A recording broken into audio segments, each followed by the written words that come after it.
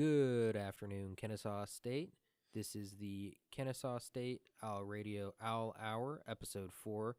I'm your host, Rio White, joined, as usual, by Devon, Delarm, and Henry Higuita, and we will be covering all things KSU sports, as well as sports from Atlanta and around the world.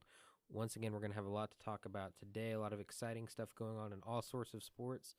But for now, let's catch up a little bit on what's been going on at KSU. We have a very exciting football game coming up this coming Saturday night against Jacksonville State. It's going to be a big home game. It is going to be two ranked teams in the FCS. Depending on which poll you look at, Kennesaw State's ranked in the 20s, and I believe the official NCAA.com poll has us at 23, while Jacksonville State in that poll is actually ranked number 9. However, in other polls, they're in the mid to lower teens.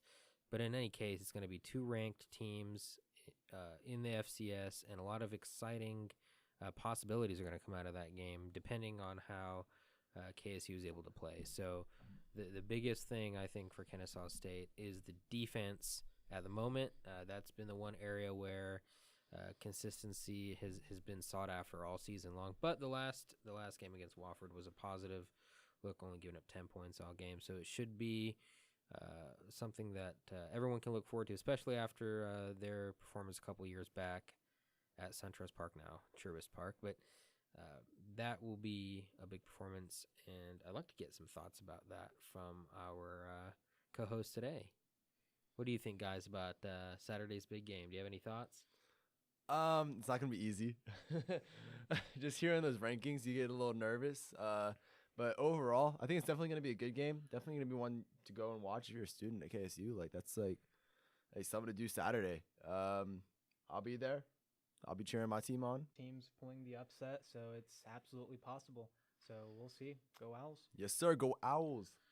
All right. Speaking of the Owls, we actually have some interesting news from the golf teams now showing up pretty well, as well as my boy Shimoji Takafumi from Japan.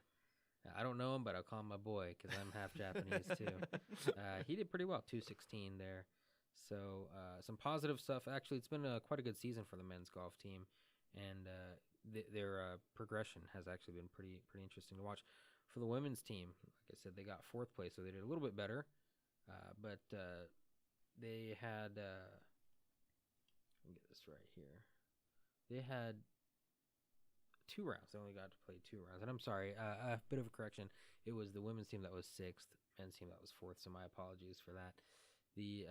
On the women's side, Cameron Nelson had the top score of 144 aggregate strokes, and their 3rd round, I believe, was canceled because of weather. For the other teams, it's been a very up and down season for that volleyball team. They do have a lot of talented players, as we've talked about before, but they, at this point right now, I believe have a 7-7 record. In years past, they've had whole seasons where they haven't lost quite that many matches, but hopefully they'll be able to get stuff going because they do have a lot of returning talent from a couple seasons back before the pandemic hit. They lost 2 of their 3 matches over the last weekend. They won the first one on Friday the 24th, actually. They defeated North Alabama 3-0.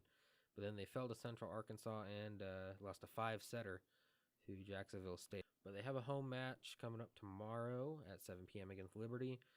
But starting tonight, actually, again at Central Arkansas, who is now a new member of the Atlantic Sun Conference. So that will be a team to look at in many different sports. And so yeah, right now 4-5, they are looking to